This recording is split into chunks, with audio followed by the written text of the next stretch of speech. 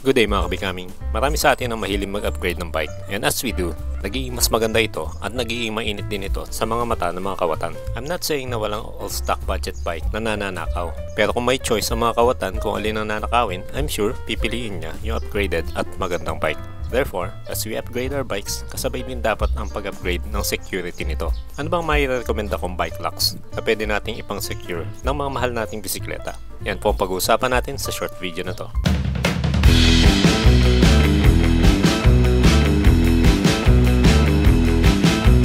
Bagong lahat, shoutout at salamat po sa ating mga kapwa content creators at subscribers na sina Charlo Tachado, Pedicab Driver Cruise Vlog, Ann Basilio, Charles Basilio, Jograd Cibulo, Ryzen17, Russell, Jomer Hamto, Warren C, at kay Hustler Vibe.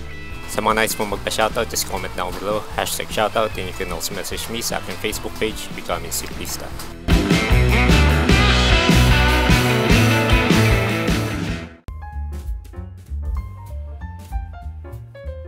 Ang dami na nangyayaring nakawan ngayon ng bike. Hindi ko maintindihan kung bakit ang dami ko pa rin nakikita nag-iwan ng bike sa labas na wala man lang kahit isang lock.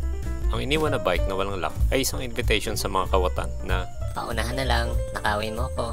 Hindi ko talaga maintindihan, gayong hindi naman mahal ang bike locks. Di amak mas mura yan kumpara sa upgraded bike parts na binibili natin. Kahit sandali mo lang iiwanan ng bike mo, pwede kang masingitan ng mga magnanakaw.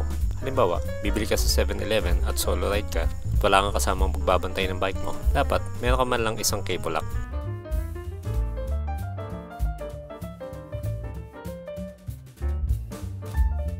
Pero, huwag yung cable lock na manipis tulad nito at nito.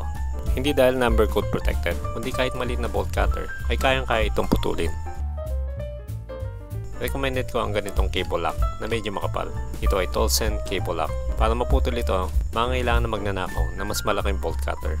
For me, iyan ang minimum requirement kung ilang minuto mo may iwan ang bike mo. Also, huwag mong kalimutan tanggalin ang mga accessories na madaling kuhanin. E paano naman kung papasok ka sa mall o sa anumang establishment at ilang oras mo maiwan ang bisikleta mo? Dito, mangangailangan ka ng mas matibay na mga locks. Sinabi ko pong locks dahil hindi lang iisang lock ang kailangan mo para makasiguro. Yes, kahit sa mall pa yan, kailangan mo pa rin i-secure na gusto ang bike mo. Dahil may ilan na rin ako nabalita ang ninakawan ng bike o bike parts sa bike parking lot ng malls. Mangangailangan ka ng at least 2 bike locks. Hindi lang po cable lock ang kailangan mo dito. Kailangan mo rin dagdagan ng isa pang lock tulad nitong U-lock na inilalagay ko sa wheelset at sa seat stay. Kung di ka kampante sa cable lock dahil pwede itong maputol ng malaking bolt cutter, makapal na kadena na lang para sigurado tulad nito.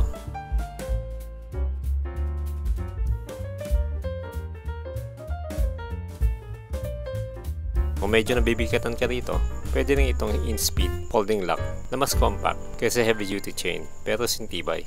Baka sinasabi ninyo, Kung gusto talagang nakawin ng bike mo, gagawa niya ng paraan ng mga magnanakaw. totoo yan, pero kung mamimili ang magnanakaw ng bike na nanakawin, pipiliin niya kung alin na mas madaling nakawin. Nanakawin niya yung nag-iisa lang ang lock o yung walang lock.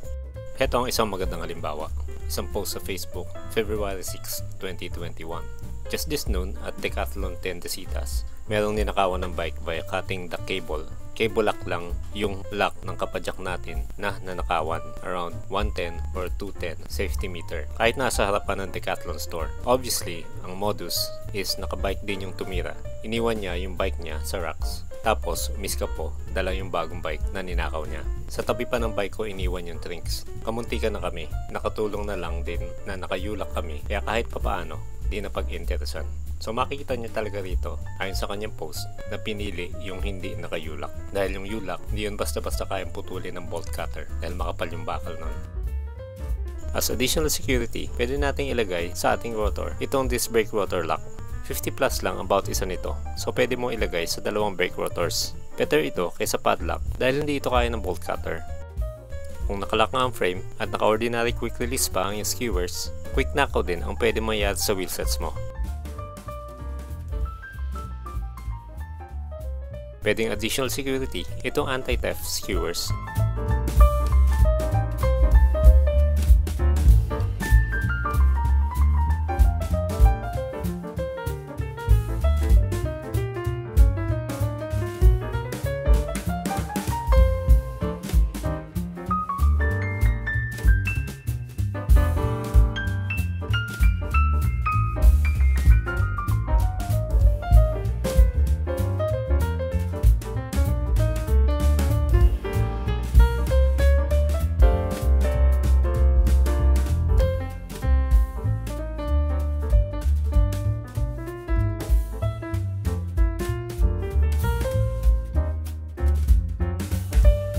Ang pamihit kasi nito ay pwede mong alisin at pwede mong gawing keychain.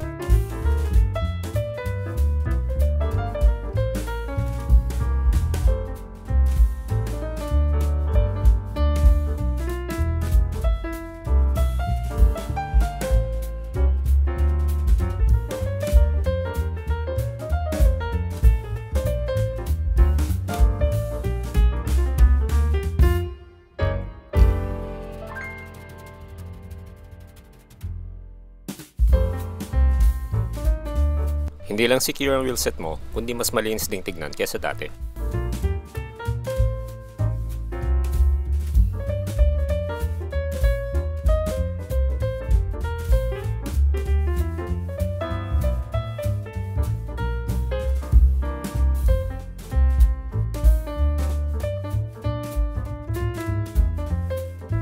Again, mas mabuti na overkill sa kandado ang bike mo para hindi ito maging kandidato nakawin ng mga kawatan.